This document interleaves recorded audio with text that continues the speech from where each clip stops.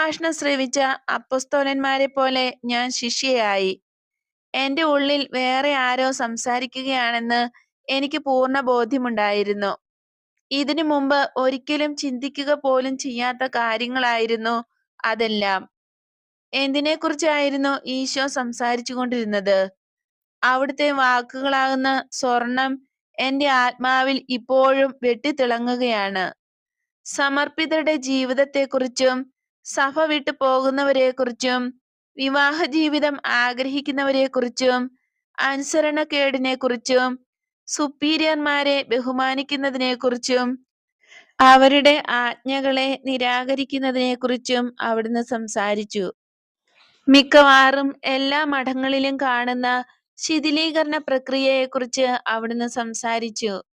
ആനന്ദത്തിന്റെ ആത്മീയ നിർവൃതിയിലായതിനാൽ എന്റെ സ്വന്തം സ്വരം എനിക്ക് ശ്രവിക്കാൻ